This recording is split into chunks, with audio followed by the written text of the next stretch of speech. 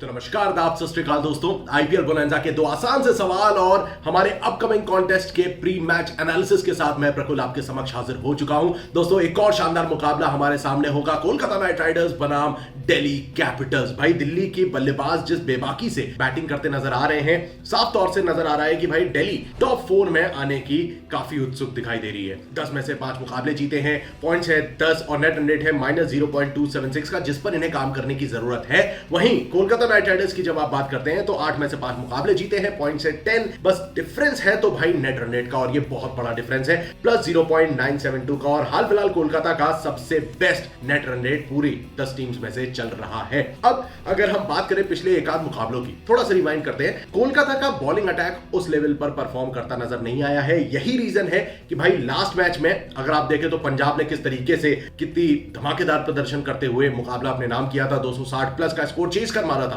Eden gardens में। उससे पहले अगर आप देखें तो मात्र 1 रन के डिफरेंस से आरसीबी को हार का सामना करना पड़ा था, और उससे पहले भाई राजस्थान ने भी जीत दर्ज करी है अगर आप नजर डालें आंकड़ों पर। अब यहां पर अगर हम दिल्ली कैपिटल्स की बात करें तो लास्ट मैच में 10 रनों से जीते मुंबई इंडियंस के खिलाफ, उससे पहले गुजरात टाइटंस को भाई 4 रनों से हराया। तो भैया दिल्ली तो है तैयार, फुल कॉन्फिडेंस में नजर आ रही है, एक बार फिर कोलकाता नाइट राइडर्स को टक्कर दे सकती है। लेकिन अब अगर आप हेड टू हेड कंपैरिजन पे फोकस करोगे तो यहां पर इस सीजन में ऑलरेडी कोलकाता ने दिल्ली को हराया हुआ है। विशाखापट्टनम का वो मुकाबला था जिसमें दिल्ली को दी थी शिकस्त कोलकाता नाइट राइडर्स ने। टोटल अगर आप देखें तो 34 मैचेस दोनों टीम्स के बीच हुए हैं, एक मुकाबले का कोई रिजल्ट नहीं निकला है। 17 मुकाबले कोलकाता ने और 16 मुकाबले दिल्ली कैपिटल्स ने जीते हैं। वहीं लास्ट 5 मैचेस की अगर हम बात करें, इस सीजन में केकेआर ने जीत दर्ज करी थी। ओवरऑल लास्ट 5 मैचेस में 2 बार जीत दर्ज करी है केकेआर ने, और 3 दफे दिल्ली कैपिटल्स ने लगातार हराया है। इस सीजन में आकर कोलकाता ने जीत दर्ज करी थी अगेन डीसी। अब यहां पर जब मुकाबला हो रहा है ईडन गार्डन्स पे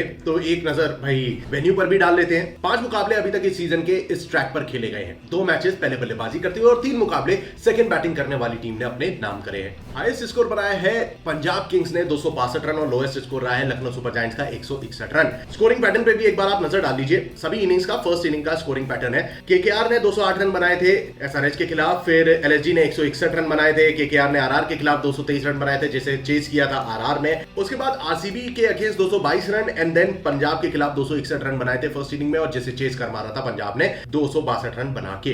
तो ये हुई बात बल्लेबाजी की, स्कोरिंग पैटर्न की। बॉलर्स का प्रदर्शन कैसा है भाई? 5 मैचेस में 56 विकेट चटकाए गए हैं दोस्तों, 40 विकेट पेसर्स ने और मात्र 16 विकेट स्पिनर्स की झोली में गिरे हैं। अब यहां पर सुनील नारायण जैसे गेंदबाज किस हद तक बेहतर प्रदर्शन कर सकते हैं वो देखना होगा दिलचस्प। दूसरी ओर से अगर आप देखें तो कुलदीप यादव मौजूद है फ्रॉम डीसी, तो मुकाबला बेहद दिलचस्प होने वाला है जब हम बात करते हैं फास्ट बॉलर्स की। दोस्तों टीम्स की तरफ आगे बढ़े उससे पहले आ जाता है आपके आईपीएल बोनांजा का पहला सवाल। इस मुकाबले का भाई प्लेयर ऑफ द मैच कौन होगा?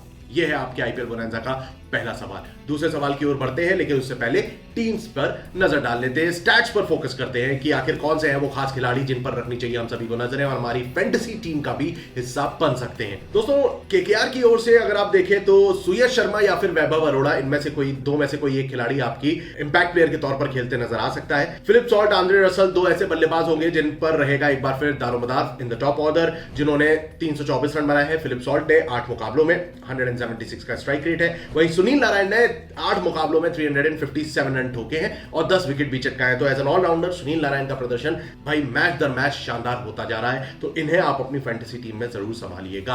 अब यहां पर जो कांस्टेंट है वो है श्रेयस अय्यर। हर मुकाबले में दोस्तों अगर आप इनका प्रदर्शन देखेंगे तो डिसेंट रहा है, ना बहुत ज्यादा रन बनाए हैं, ना एक आध रनों पे आउट हुए। मतलब एक ही मुकाबला था जिसमें ये 0 पे आउट हुए थे, वो था एसआरएच का। उसके अलावा छोटी छोटी कैमियो पारी खेलते नजर आए हैं और 218 रन ठोक चुके हैं, जिसमें 20 चौके और 6 छक्के शामिल हैं।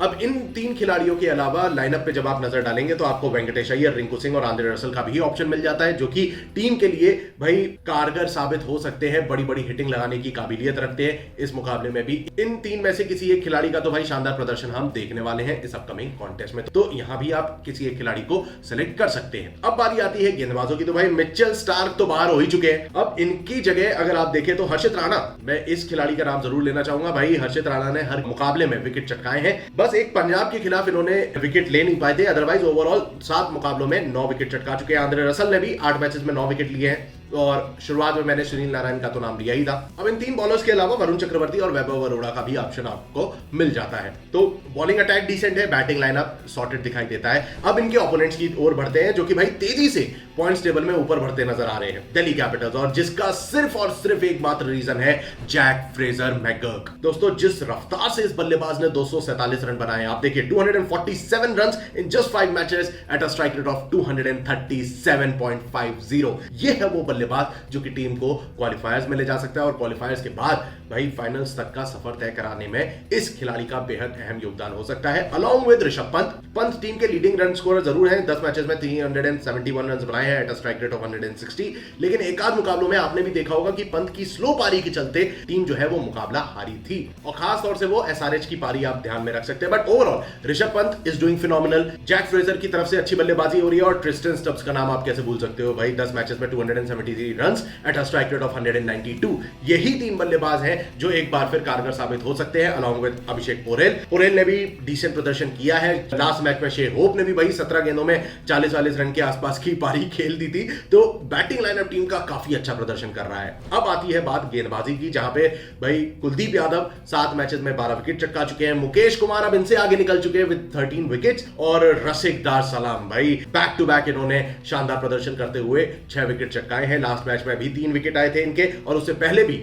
इनके खाते में 2-3 विकेट आ चुके हैं, तो ओवरऑल 4 मैचेस में 6 विकेट है। अब आती है बात कि भैया फाइनली इस मुकाबले का निष्कर्ष क्या निकल सकता है। भाई लोग जब बात हो रही थी ईडन गार्डन्स की, तो सेकंड बैटिंग करते हुए टीम का पलड़ा भारी है और जीत दर्ज करने की प्रबल दावेदार है। यहां पर जब आप बॉलिंग और बैटिंग दोनों की बात करते हो तो दिल्ली कैपिटल्स का पलड़ा भारी है, बल्लेबाजी भी डिसेंट चल रही है, और गेंदबाजी में भी इन लोगों ने काफी अच्छा प्रदर्शन किया है, विकेट चटकाए हैं। तो ओवरऑल जब आप देखोगे तो दिल्ली कैपिटल्स का पलड़ा यहां पर भारी होता हुआ नजर आता है।